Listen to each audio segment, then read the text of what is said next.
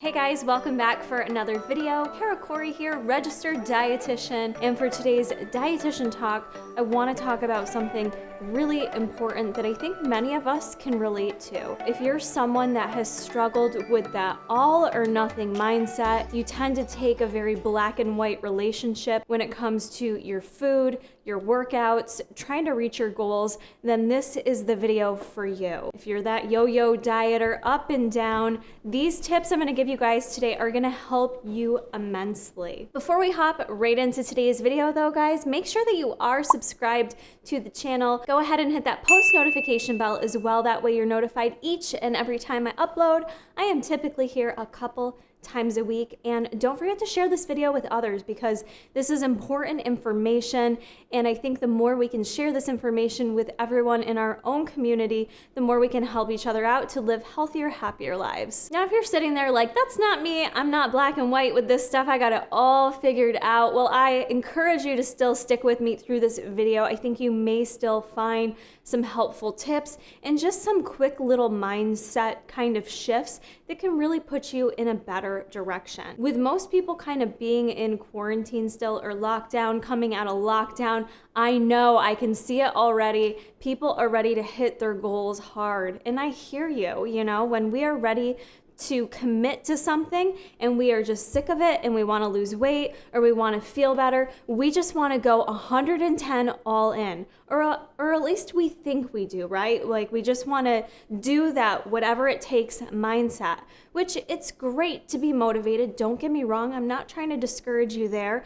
You still have to keep that practical mindset, because what I am here to teach you guys, what Kara Corey Fit Life is all about, is balance for the long term. I am not here to give you guys quick fixes. We're not doing any of that. My approach to healthier, happier lifestyles is always making sustainable changes. So we can't always go with that quick fix, do whatever it takes, because oftentimes it's not sustainable. So let's hop right into my top tips for you guys. Number 1, stop rationalizing your choices. Now, if this doesn't hit home with you, I know it does with me. What I'm talking about here with rationalizing your choices, things you might say to rationalize your choices are things such as, I'm gonna have a burger tonight because I earned it. I had a long work day and I earned it.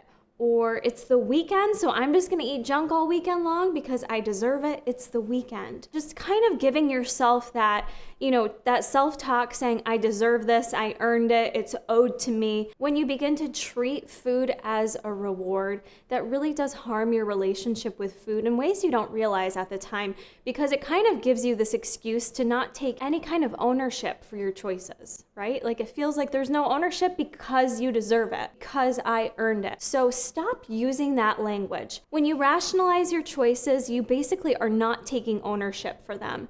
So I'm not sitting here saying you shouldn't indulge. We should all have the occasional indulgence, so don't get me wrong there, but you should have it because you want it, because it's what sounds good to you. And if you feel like having a milkshake right now, then that's what you're gonna have, because that's what sounds good to you and your body is craving it. Don't have it because you feel like you deserved it, earned it, or create that reward dynamic with food. So it really is that little mini mindset shift with how you're talking internally with your choices in terms of your food, because that in itself can go a long way for the longevity of how you go about making your choices. My next tip is less is more, and that's a really tough pill for people to swallow, especially even my own clients when I begin working with them, because when you're ready to commit, you want to go all in. But oftentimes, if we commit to too much, if we go from 0 to 100 with totally changing our lifestyle, you're only going to sustain that for so long. And it's always good to kind of think about the fact that some is better than nothing. And even for myself, coming from that competitive background with bodybuilding and marathon running, that was a really hard one for me to adjust to, because I went from a lifestyle of super extreme goals to just how do I make this a lifestyle? And so it began to feel like, well, if I can only do 20 minutes, that's not worth it, because that is nothing like what I was doing before. And that is so the opposite of the truth. Something is always better than nothing. So if you're someone that can't get into the gym for an hour a day because you were at work late, or you had to go grab your kids from school and they had something after school, and that window of time for you to allocate towards working out becomes less and less, and say you only have 20 minutes, instead of throwing in the towel and saying it's not enough time, it's not worth it, give yourself that 20 minutes, because something is always better than nothing. And don't forget too, when it comes to your workouts, it does not have to be all in one shot. You do not have to go and do a full hour workout in a row. You absolutely can separate out your workouts in 15-minute little bits throughout the day. Research does show that it's just as effective to separate out your workouts as it is doing it in one lump sum. So don't let that deter you if you're not someone that can dedicate that time all at once. And if you're someone that can't get to the gym at all, in terms of less is more, create it more organically within your lifestyle and start right there. Even if you're someone like myself who sits at a desk all day, find ways that you can increase your activity little by little. So even if it's something like just parking further away at work, if it's taking the stairs instead of using the elevator, or if you have an animal at home, if you have a big Bruce Wayne like myself, or even a tiny little pooch, take them for a walk. Maybe take them for 2 walks. For me, that's a huge game changer, because I never want to do cardio after work. I just don't want to.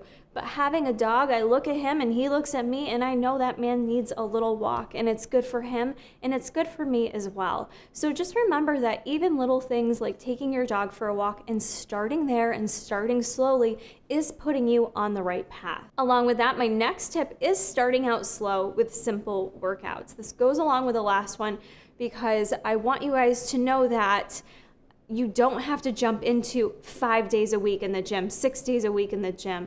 I don't know how many times I see people who go from not working out at all, they're not doing any cardio, they're not lifting weights, they're not doing any type of structured workout, fine. And they're like, put me in, coach, put me in for 5 to 6 days a week. And that is just not the right approach. Again, you're motivated, you're ready to go, you want to do whatever it takes. The odds are that's going to weigh on you, and that's going to be super hard to sustain when you're coming from doing nothing. Research shows, in terms of success with really reaching any goals, starting with one thing at a time and focusing on that is going to give you a better result than if you try to change 3 to 4 things at once. So starting out a little bit simpler, a little bit slower is likely going to reach you better results in the long term. And it's not to say that if you start with just working out 2 to 3 times a week, you have to stay there forever, right? Focus first on becoming consistent with these new routines and behaviors. So if you set a goal for yourself to work out 2 to 3 times a week, then aim to do that for 2 to 3 weeks, 4 weeks, and then increase from there. Oftentimes, we try to stick to some crazy plan. Instead of being able to stick to it 100%, we keep failing, or we stick to it like 50% of the time. Instead of just kind of starting out slower and being able to be consistent and be 100% consistently, which is going to get you the better results. So just remember that as you're trying to reach your goals, whether it's fitness and nutrition related or not, starting out a bit simpler and slower is it's really going to help you be able to commit to it long term.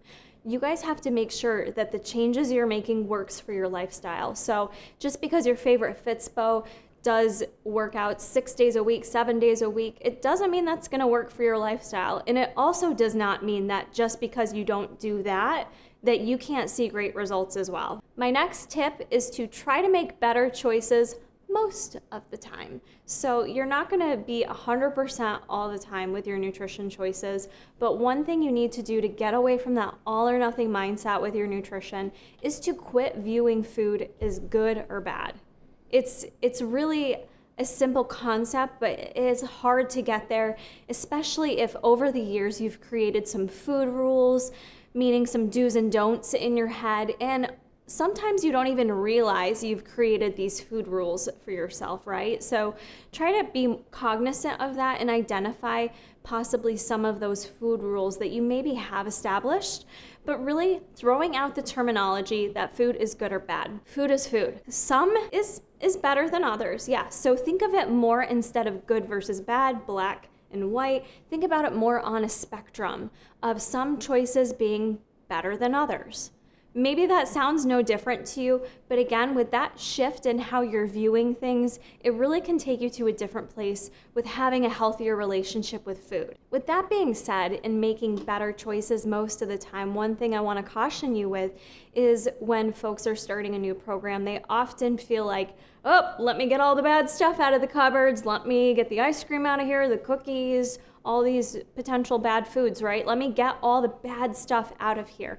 I don't want you to do that. You know, if you are someone that all of a sudden puts this major restriction on yourself, saying you can't have these things that you enjoy, even maybe they're not on the healthier side of the spectrum, you are very likely going to set yourself up to fail. You're going to feel deprived, you're going to feel restricted, and that tends to lead people towards either binging or just totally falling off the wagon with their goals because it feels too difficult. I encourage you to think about it in those ways. Make better choices the majority of the time, right? You're still going to indulge, but make better choices the majority of the time, and throw out the language that things are good, bad, they need to get thrown out of the house. It's the mindset shift that you need to kind of recreate the way you view things and the terminology that you use, and start to be a bit more cognizant about how you are speaking about foods, not good versus bad, thinking about some things being better or worse, and even that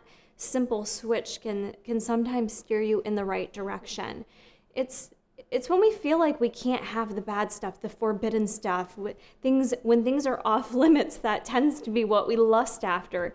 I know during, it just reminds me of competition prep when I would be on a meal plan. So I was on set foods, and those were like the only foods I could eat.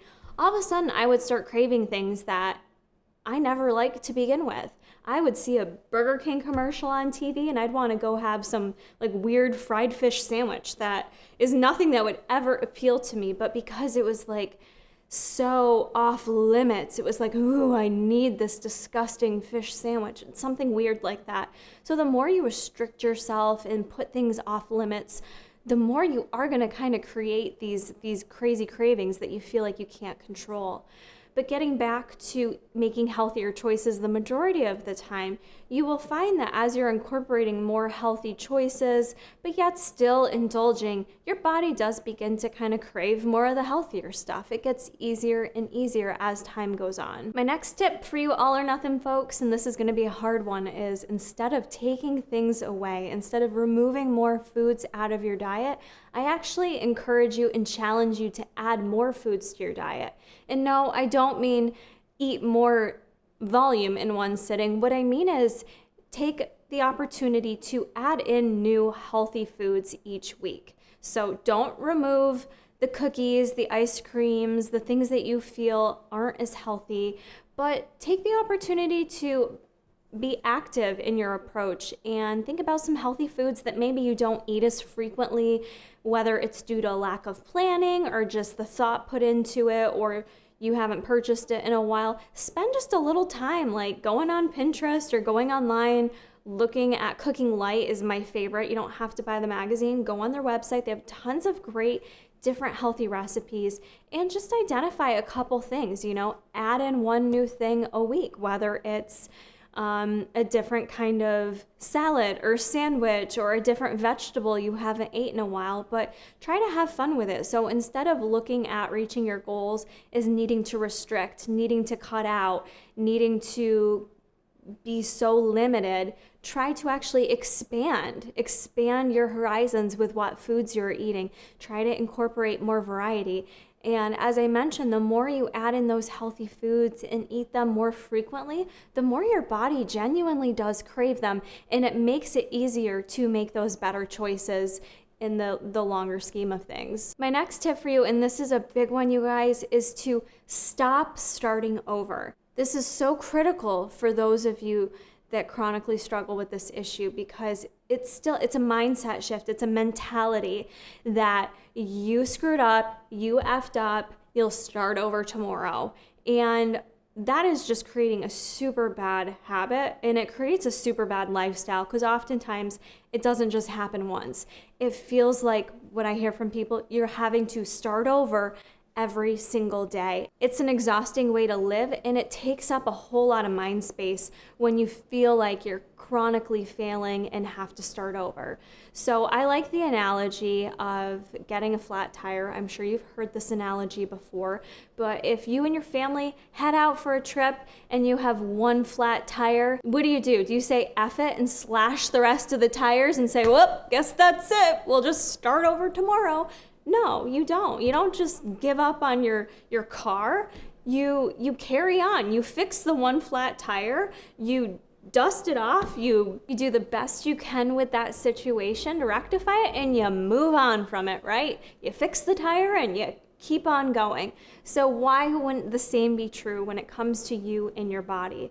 But a lot of times that's not how we view it. If we feel like, for those that track macros in particular, you went over 3 macros on carbs, and some people are so like with the numbers, it really gets to them, that they screwed up the day. So screw it, I'm just gonna go off the deep end. I'm gonna have everything I've ever desired for food because I may never have it again. And you just go overboard, and that's really hard to recover from. Even if it is just one day, it's mentally really hard to recover from, because it does really tarnish your relationship with your food and with your own body. So I encourage you, if you feel like you screwed up or you made a mistake or you wish you wouldn't have ate something, okay, acknowledge that and move on from it. It doesn't mean that you can't eat a healthy dinner. It doesn't mean that you can't still drink your water for the day. It doesn't mean you can't still go exercise that night if that's what you feel like doing. So you have to quit giving up on yourself. You have to quit with that stop and starting over mindset, because it's mentally and physically very exhausting, and it's likely the number one thing that is keeping you from reaching your goals. You don't need to throw in the towel because you had one little mess up. There's actually no such thing as perfect eating. I'm not sure how people are measuring that, but oftentimes we are way harder on ourselves than we should be. And remember too, indulgences are okay, should be allowed. You should have them, and you should be okay with having an indulgence. You don't need to justify it, rationalize it, and you don't need to feel guilty about it afterwards. You haven't ruined anything. It's part of life, and it is part of a healthy lifestyle. So honor the fact that your body knows how to manage anything that's coming in there. Whether I'm sitting down eating a piece of celery or I'm sitting down and I'm eating a brownie, my body's pretty smart. Yours is too. It's gonna know what to do with it. It's gonna know how to handle it, and you're gonna be okay at the end of it. So quit giving up on yourself and quit throwing in the towel so easily. I just want to reiterate to you guys that the all or nothing mindset, it truly is a mindset. It's a mentality. So you have ownership, and you have the ability to make that change and to view things differently.